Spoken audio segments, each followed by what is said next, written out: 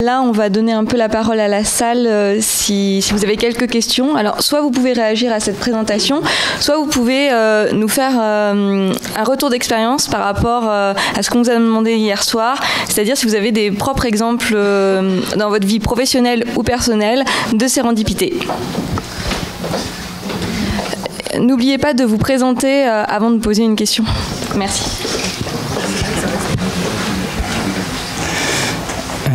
Jean-Paul Michelangeli.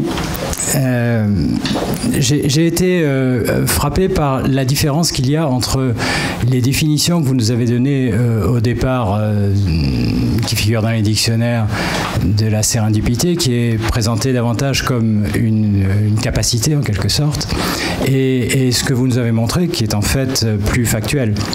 Ce que vous avez décrit, ce sont généralement des événements et pas véritablement quelque chose qui correspond à une capacité. Donc je me suis dit que finalement la sérendipité n'existait qu'à travers les faits qui la manifestent.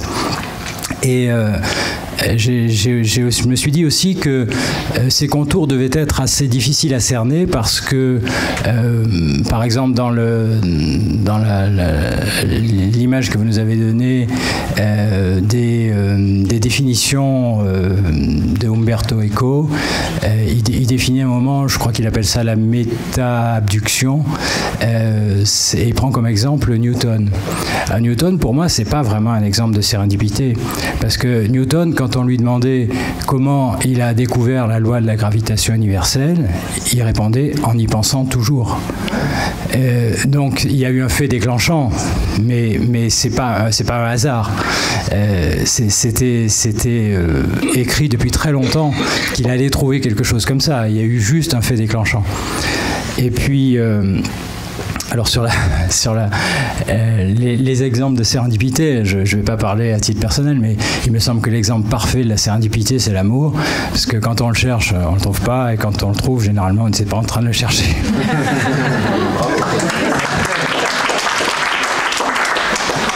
Le coup de foudre, je suis d'accord. D'ailleurs, on le cite dans notre livre. Parce qu'on ne sait pas ce qu'on sait pas ce qu'on cherche en général, et l'autre non plus ne sait pas. Donc, en fait, c'est deux sérendipités qui se rencontrent, en fait. C'est deux hasards, et le coup de foudre est le produit de ce hasard. Alors, justement, vous avez parlé de hasard. Juste la question, je vais les prendre dans l'autre sens. Oui, Newton, c'est pas un contre-exemple. Hein, je veux dire, au contraire, c'est pas parce que vous pensez toujours à quelque chose que vous allez trouver. Et si vous trouvez... alors, là, il y a une phrase que j'ai pas citée, que je trouve absolument géniale, quand même, qui explique bien comment se situe ce travail d'interprétation. Pasteur a dit à un moment donné, qui est un grand inventeur, un grand découvreur, il a dit le hasard ne favorise que des esprits préparés. D'accord ? Donc, qu'est-ce que ça veut dire ? Ça veut dire que vous et moi, si vous ne connaissez rien à la biologie, vous avez très peu de chances de trouver quelque chose en biologie. Et même un étudiant qui a pris joyeusement ses cours est un bon étudiant, c'est pas suffisant non plus. Il faut travailler beaucoup pour tomber sur des hasards heureux. D'accord ? C'est ça. Alors, sur la première question, concernant le champ de la sérendipité, on a beaucoup réfléchi à tout ça. Est-ce qu'il faut l'étendre et tout ? Moi, je pense que oui, mais ça c'est un choix. Hein. Si vous pensez que, enfin, tous les exemples cités, certains sont liés à un individu qui découvre dans un certain contexte, et les exemples que j'ai cités, c'est pas un individu, c'est une société qui, à un moment donné, par les interactions entre les individus, finit par trouver quelque chose qu'elle n'attendait pas. Mais le phénomène est le même, sauf que soit on s'intéresse à la paillasse et à l'individu en tant qu'il est au centre des mécanismes de découverte, soit on considère que la société elle-même est source de découverte. Parce qu'il y a des interactions que nous, on ne peut pas tout prévoir individuellement, et c'est pour ça que le crowdsourcing et le collectif est intéressant. Pourquoi le collectif est intéressant ? Ça ressort beaucoup en ce moment dans l'innovation. Parce que on considère que de la juxtaposition, de la coordination d'esprits qui ne peuvent pas obligatoirement individuellement être géniaux, il peut émerger quelque chose qui n'aurait pas été prévu au départ. Donc c'est le même phénomène, sauf que soit on le voit au niveau micro, soit on le voit au niveau macro. Voilà. Alors Pierre Thépeau. Alors moi je voulais faire part d'une expérience qui est plus intérieure, c'est-à-dire au fond un jour je me suis fait déborder par ma colère avec mon médecin du travail. Et j'ai découvert à cette occasion, cet événement m'a surpris rétrospectivement, et j'ai appliqué j'ai une petite boîte à outils qui s'appelle le CEDA, vous connaissez peut-être, c'est en gros curiosité, exploration, découverte et action. Et donc je me suis dit qu'est-ce qui s'est passé ? Et je me suis rendu compte que je refoulais, que je me mettais jamais en colère à l'hôpital. Et que derrière, j'ai trouvé un bénéfice secondaire important à pouvoir exprimer cette colère. Et derrière, ça m'a ouvert des champs incroyables et qui me permet aussi de me dire finalement, pourquoi est-ce que j'accepte avec le sourire un certain nombre de choses qui ne sont pas acceptables. Et du coup, maintenant, ça va beaucoup mieux. Et j'ai des rapports bien meilleurs avec la médecine du travail. Voilà. Merci.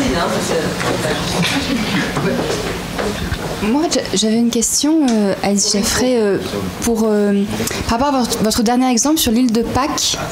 En fait, comment ça se raccroche à la sérendipité, ça, cet exemple ? Justement, voilà, c'est au niveau macro, au niveau macro, une série d'événements qui s'enchaînent les uns aux autres, qui, à la limite, individuellement, n'ont peut-être pas vraiment d'effet, mais complètement liés les uns aux autres, finissent par... là, c'est pire, puisque c'est la disparition, hein, mais finissent par produire un effet qui est désastreux. Mais c'est la coordination, mais d'actions qui vont finir pas en hasard heureux, mais en hasard très malheureux. Mais c'est exactement ce que je disais avant. Soit c'est au niveau micro, on trouve quelque chose, soit au niveau macro, la société enchaîne des actions, des décisions qui vont lui être complètement néfastes et par définition inattendues. Merci.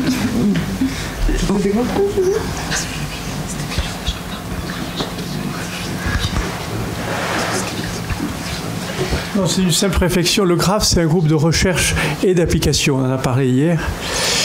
Et de temps en temps, ce qui est intéressant dans la découverte, c'est pas la découverte, c'est l'application qu'on fait sa découverte. Alors, vous avez parlé de Christophe Colomb. N'oublions pas qu'on n'a pas donné son nom aux Amériques.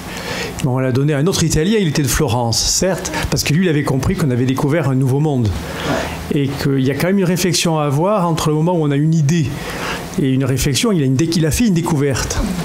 Mais le plus important, c'est faire une découverte. Puis le plus important, c'est comprendre la dynamique de cette découverte. Et heureusement qu'il y avait Vespucci. Sinon, on ne s'appellerait pas l'Amérique. Et d'où Amerigo et Vespucci. Alors, c'est deux Italiens, et Eugène de Florence. Mais c'est assez intéressant. Et le GRAPH, son objectif, c'est quand même d'être de la recherche et de l'application. Et donc, on tirera de votre livre des applications pour notre vie quotidienne. Et collective. Hein. C'est un travail collectif aussi. Collective.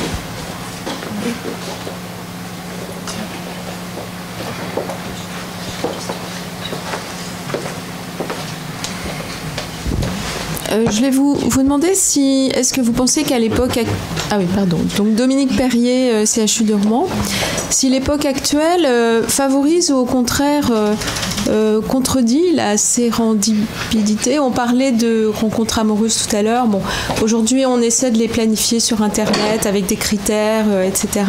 Puis on peut trouver certainement d'autres exemples. Donc est-ce que vous pensez que l'époque contemporaine est plutôt favorise ou au contraire contredit ce hasard heureux? Alors, ça c'est une bonne question.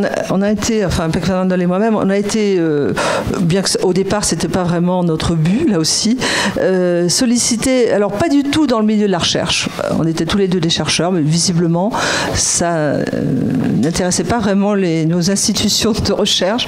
En revanche, les entreprises ont été très intéressées. On a été, bon, c'est pas un secret, maintenant, on a été invité effectivement par un certain nombre d'entreprises, dont Nestlé, 250 000 personnes dans le monde comme réseau, c'est pas rien comme comme entreprise. Et eh bien, sur la base de, voilà, nos équipes de recherche et développement, on les trouve un peu, pas vachis, mais peut-être pas assez stimulées. Et on voudrait organiser des séances justement de redynamisation de la découverte, de l'invention. Et c'est sur cette base-là, aussi faible, enfin aussi ténue, qu'on a organisé un certain nombre de sessions où on s'est aperçu que les gens avaient en fait refoulé beaucoup de choses, parce que, alors là, je suis désolée, je suis en face de manager, donc je vais faire très attention, parce que déjà hier j'ai fait une gaffe en défendant l'Hôtel-Dieu. Je ne vais pas en refaire une autre, mais il est vrai qu'un certain type de management, je crois qu'il a changé le management, mais un management extrêmement serré peut étouffer complètement la créativité. Je ne sais pas si vous êtes d'accord avec ça, mais c'est très bien le management, le planning, voilà ce qu'il faut faire, etc. Mais à un moment donné, les gens, qu'est-ce qu'ils vont faire ?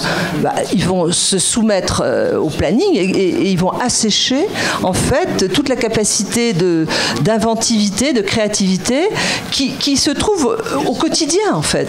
Dès qu'on travaille quelque part, quel que soit le travail, je dis toujours quel que soit le travail, qu'il soit d'exécution, pas d'exécution, vous pouvez toujours trouver, et on a vu là au niveau des entreprises et des usines, comment des tours de main par exemple peuvent être géniaux dans le cadre d'une chaîne par exemple. Donc il n'y a pas de, pour moi, on peut être inventif partout, quel que soit le travail. Voilà. Et la sérendipité, c'est aussi cet optimisme, j'allais dire, sur quel que soit, quoi qu'on fasse, on peut inventer. Voilà. Alors, tout dépend de la réception du contexte. Il y a des contextes où inventer, ça dérange. Ça dérange le plan, ça dérange, etc. Bon, ça, c'est clair. Hein. Les gens qui s'intéressent à l'inventivité, quelquefois, ce sont des emmerdeurs, il faut le dire. Hein. En tout cas, souvent des individualistes. Vous savez, Philips, moi, je le connais bien à Eindhoven. On raconte que, notamment, les CD ont été inventés par des chercheurs qui, après avoir proposé un premier jet de cette découverte, se sont vus refuser de continuer ce projet. Qu'est-ce qu'ils ont fait ? Ils sont allés dans une petite pièce, ils ont mis sur la pièce une tête de mort, genre des forces d'entrée, et de temps en temps, ils se retrouvaient littéralement comme en conclave, et c'est comme ça qu'ils ont découvert, inventé le CD, etc. Et un jour, quand la chose a été parfaitement vendables, ils sont allés devant leur manager, ils disent voilà, nous avons trouvé ça, et ça a été le début d'une recherche heureuse. Mais si vous voulez, il y a des entreprises, alors depuis, il y a des entreprises notamment aux Pays-Bas, mais il y en a, Google fait ça aussi, on appelle ça la recherche du vendredi après-midi, on laisse les gens avec une certaine liberté, vous faites ce que vous voulez, un moment, 2-3 heures par semaine, on ne veut pas savoir ce que vous faites, vous le faites. Pas de compte-rendu, et puis on verra. Et de plus en plus, ces entreprises introduisent cette marge de liberté pour que les gens qui ont un peu d'imagination puissent être productifs. Voilà. Oui ? Oui, Marine Plantevin, moi il me semble finalement à entendre tout cela qu'on pratique assez quotidiennement la sérendipité appliquée au hasard malheureux à l'hôpital dans le cadre des démarches qualité, analyse des événements indésirables, même si voilà, je l'avais jusqu'à présent pas obligatoirement vu sous cet angle-là, analyse collective des erreurs, et ce que je constate c'est que très souvent dans le cadre de ces analyses avec un aspect managérial souvent assez fort, on imagine avoir finalement les grands axes d'explication de l'erreur, et au hasard de cette analyse collective, on se rend compte qu'on découvre des causes et donc voilà, des éléments à travailler qui sont complètement différents de ce que l'on pensait. Et voilà, du coup, je pense que cette sérendipité appliquée au hasard malheureux, on l'utilise tous les jours de manière assez structurée à l'hôpital. J'en suis absolument persuadée. Merci.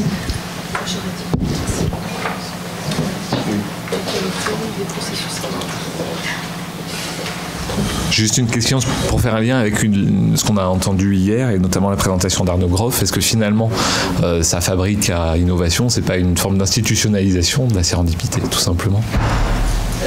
Je n'ai pas compris la question. Qu'est-ce qui institutionnel serait la fabrique à innovation que nous a présentée Arnaud Groff hier, est-ce que finalement c'est pas une institutionnalisation, une organisation de la sérendipité, tout simplement? Ouais. Alors très souvent, bon, il y a des paradoxes. Hein. Le gros paradoxe, c'est peut-on apprendre la sérendipité? Ça, on l'a posé beaucoup de fois la question.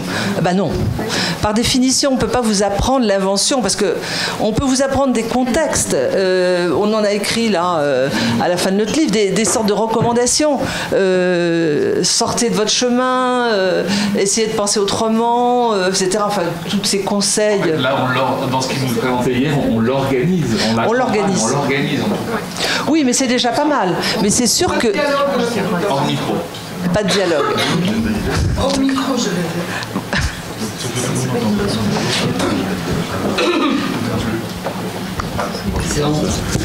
Stéphane Châtenay. Oui. Stéphane Châtenay. Une question sur, à un moment donné, vous avez cité le fait que les individus qui se baladaient sur le chemin étaient non manageables.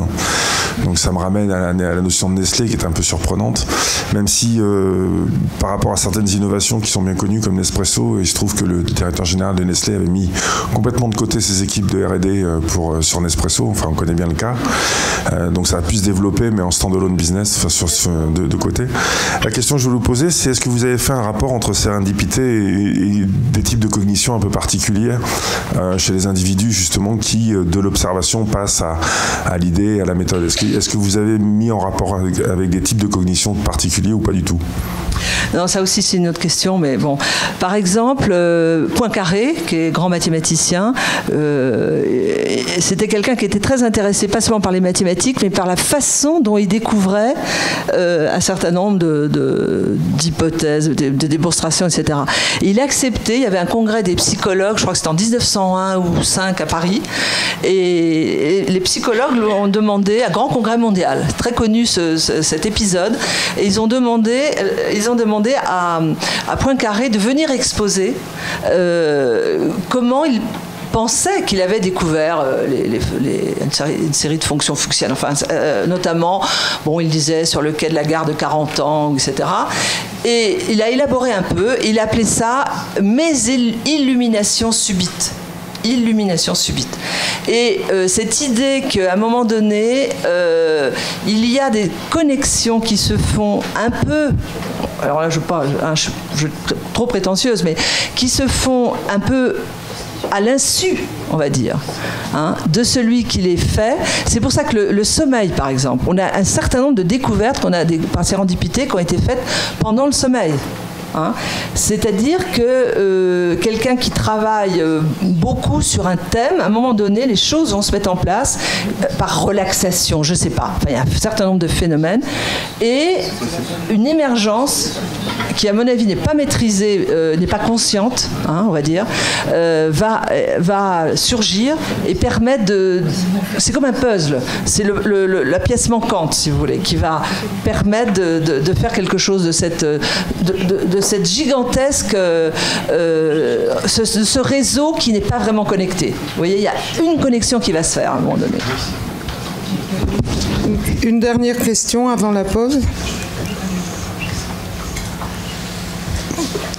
Anne Flouest, archéologue. Bon, une petite anecdote qui doit peut-être un peu de sérendipité. En jouant à la cuisine gauloise, un jour, on faisait une expérience. Enfin, on faisait même pas une expérience. Il y avait des fraises des bois autour du foyer qu'on avait installé, et on a écrasé des fraises des bois avec du miel.